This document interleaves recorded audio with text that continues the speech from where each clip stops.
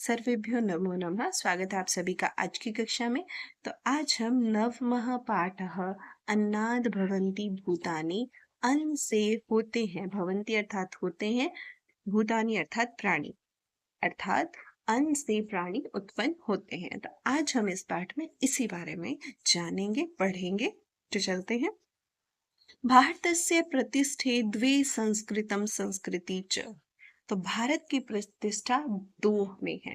किन दो में है? संस्कृत और संस्कृति में। संस्कृत भाषा और भारत की संस्कृति में ही भारत की प्रतिष्ठा है। भारतस्य विशिष्टं प्राचीनं ज्ञानं संस्कृत आश्रितं वर्तते।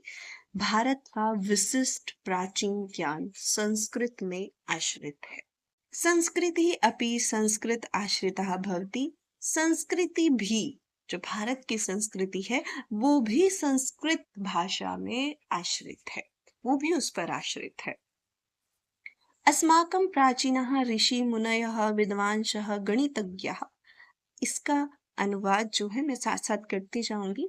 अस्माकं हमारे प्राचीन ऋषि मुनयः ऋषि मुनि, विद्वांसः विद्वान, गणितज्ञ ज्ञ अर्थात जानने वाले, गणित के ज्ञाता, खगोल विज्ञानिनः खगोल खगोल अंतरिक्ष, खगोलीय पिंड, ग्रह, नक्षत्रों की जानकारी रखने वाले खगोल के विज्ञानी, भूगर्भ शास्त्रज्ञ भूगर्भ शास्त्र को जानने वाले अर्थात भूमि के अंदर की चीजों को जानने वाले, शिल्प कला प्रवरः शिल्प कला में निपुण, शिल्प कला जो हाथ से चीजें बनाई जाती है, निर्मित की जाती है।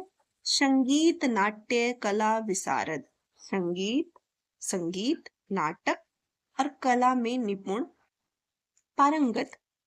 तंत्र ज्ञान निपुणः तकनीकी ज्ञान में निपुण। आयुर्वेद आदि वैद्य शास्त्र धुरंधरः आयुर्वेद आदि वैद्य शास्त्रों में निपुण। जल वायु प्रकृति वातावरणज्ञ, जल वायु प्रकृति और वातावरण के जानकार। वास्तु स्थापत्य कला प्रवरः वास्तु स्थापत्य कला में निपुण। जीव शास्त्र से जीव शास्त्र का, रसायन शास्त्र से रसायन शास्त्र का, लोह शास्त्र से लोह शास्त्र का और लोह शास्त्र का विज्ञातारः जानकार। राजनीतिज्ञ राजनीति के जानकार। अर्थशास्त्रज्ञ अर्थशास्त्र को जानने वाले। मनोविज्ञानिनः मनोवैज्ञानिक। तर्कशास्त्र निष्णातारः तर्क शास्त्र में निपुण। तर्क वितर्क, बहस अलग होती है और तर्क और वितर्क अलग होता है। पाक शास्त्र विशिष्टः पाक शास्त्र में विशिष्ट ज्ञान रखने वाले। सौंदर्य शास्त्रज्ञ सौंदर्य शास्त्र को जानने वाले। नीति शास्त्र निपुण नीति शास्त्र में निपुण। विधि विधान पारंगत विधि विधान में पारंगत। धर्म शास्त्र प्रवीण धर्म शास्त्र में प्रवीण। सृष्टि विज्ञानज्ञ सृष्टि वैज्ञानिक सृष्टि विज्ञान को जानने वाले। आचार्य आचार्य। भारतवर्षस्य यशः चतुश्रीषु दिक्षु विस्तारितवन्तः। तो इन सभी ने भारतवर्ष के यश को चारों दिशाओं में फैलाया है। अधुना आज अपि भी संस्कृत ग्रंथान् आश्रित्य अनेक जनाः वैज्ञानिकाः शोधं कुर्वन्तु सन्ति। तो आज भी अनेक लोग वैज्ञानिक शोध करते हैं संस्कृत ग्रंथान आश्रित्य। संस्कृत ग्रंथ का आश्रय लेकर आज भी अनेक वैज्ञानिक खोज करते हैं, अर्थात संस्कृत ग्रंथों से जानकारी प्राप्त कर फिर वो शोध करते हैं। भारतीय दर्शन शास्त्रेषु भारतीय दर्शन शास्त्रों में सृष्टि उत्पत्ति विषय, सृष्टि उत्पत्ति के विषय में न एक अर्थात अनेकः विचारा प्रतिपादितः सन्ति, अनेक विचार प्रतिपादित है। एतादृशः प्रमुखः विचारा, इनमें प्रमुख विचार वैदिक वाङ्मये लौकिक वाङ्मये च वर्तन्ते। तो जब वेदों की रचना है, जो वेदों में विद्यमान है, उसे वैदिक वाङ्मय कहते हैं और लौकिक वाङ्मय अर्थात उसके बाद के जो ग्रंथ है उसे कहते हैं लौकिक वाङ्मय। इनमें ही वर्णन है विचारों का। तेषु सृष्टि कर्मस्य विषय वयं पठामः, उन विचारों में से हम सृष्टि कर्म के विषय में पढ़ते हैं। तो यहाँ पर देखिए एक माता और पुत्री का संवाद है। पुत्री कहती है अम्ब माँ मम काचित जिज्ञासा अस्ति, मेरी कोई जिज्ञासा है अर्थात मैं कुछ प्रश्न पूछना चाहती हूँ। वयम मनुष्यः प्राणिनः कीटः च कथम भूलोके आगतः, हम मनुष्य प्राणी और कीट कैसे भूलोक पर आए हैं, इस पृथ्वी लोक पर कैसे उत्पन्न हुए, कैसे आए हैं। माता कहती है वत्से पुत्री तदर्थं भवती प्रथमं पृथिव्याः उत्पत्ति क्रमं जानीयात, तदर्थम उसके लिए आपको पहले पृथ्वी के उत्पत्ति क्रम के विषय में जानना चाहिए कि पृथ्वी की उत्पत्ति कैसे हुई है, फिर उसके विषय में जानने के बाद हम कैसे प्राणी कीट मनुष्य कैसे उत्पन्न हुए उस विषय में जानेंगे।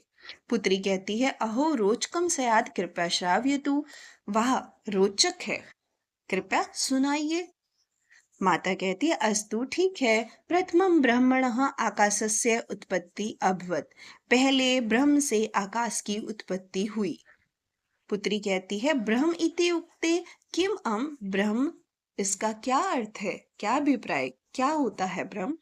माता कहती है ब्रह्म इति उक्ते चेतना शक्ति, ब्रह्म कहने का अर्थ है चेतना शक्ति, ऊर्जा वा या सर्वत्र व्याप्तः, चेतना शक्ति अर्थात वह ऊर्जा जो सर्वत्र व्याप्त है। तथा जैसे आकाशः अणुः च सर्वत्र व्याप्तः अस्ति, जैसे आकाश और अणु सर्वत्र व्याप्त है, चारों ओर सभी जगह व्याप्त है। पुत्री अनंतरम उसके बाद माता कहती है आकाशात वायु उत्पन्न, आकाश से वायु उत्पन्न हुई। पुत्री कहती है अम्ब माँ पृथ्वी कदा उत्पन्ना, पृथ्वी कब उत्पन्न हुई। माता कहती है शृणोतु वदामि, सुनो बताती हूँ, वायुः अग्निः उत्पन्नः, एतत् सर्वं किमर्थम अम्ब, माँ यह सब किस लिए, साक्षात मनुष्याणाम उत्पत्तिं वदतु। तो पुत्री कहती है आप मुझे यह सब मत बताइए, आप ये सब क्यों बता रहे हो, किस लिए, आप मुझे सीधा मनुष्य की उत्पत्ति के बारे में बताइए। माता कहती है अहि वत्से, अरे पुत्री एतत् सर्वं न अस्ति चेत कथम मनुष्य प्राणिनः वा जीवन्ति, यह सब नहीं होगा तो फिर कैसे मनुष्य और प्राणी जिएंगे, ठीक है ना। तो अगर यह सब चीजें नहीं होंगी तो मनुष्य और प्राणी जीवित कैसे रहेंगे। पुत्री जलम आहारः वायु च अस्ति चेत पर्याप्तम खलु, पुत्री कहती है कि जीवन के लिए तो जल आहार और वायु पर्याप्त है।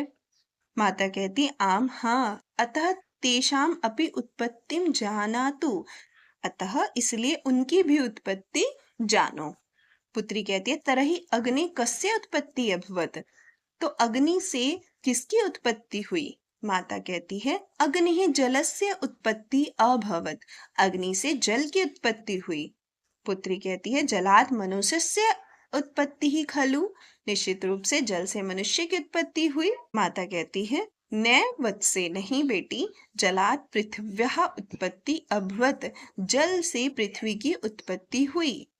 पुत्री कहती है अहो सत्यम सच, अहम विस्मृतवती एव, मैं भूल गई। पृथिव्याः तु प्राणिनः मनुष्यः च उत्पन्नः, पृथ्वी से तो प्राणी और मनुष्य उत्पन्न हुए हैं।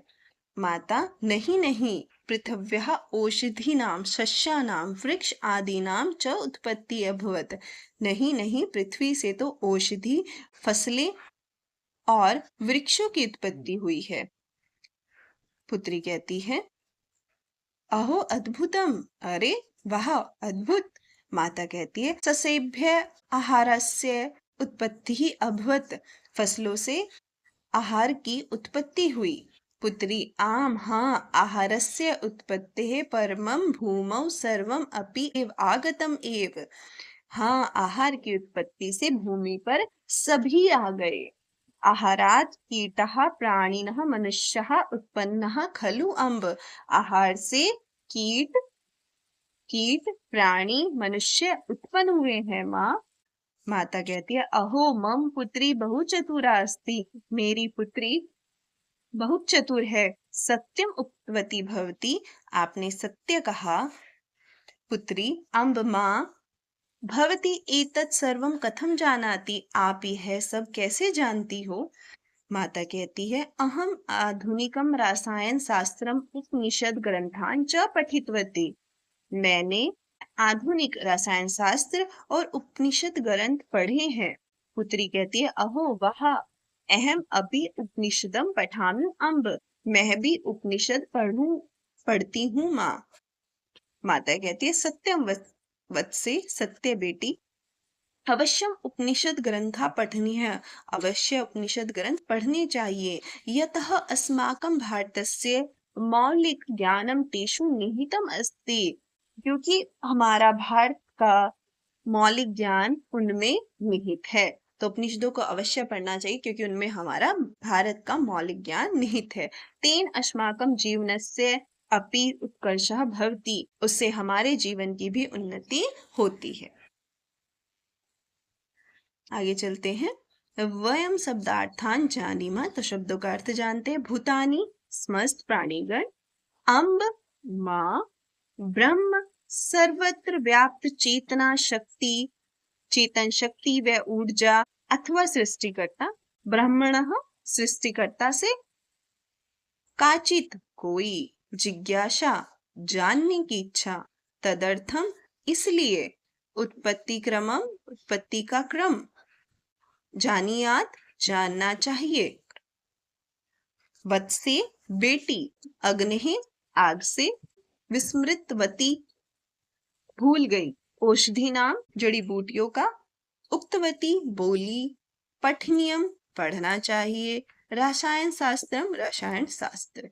इसी के साथ हमारी आज की कक्षा समाप्त होती है। धन्यवाद।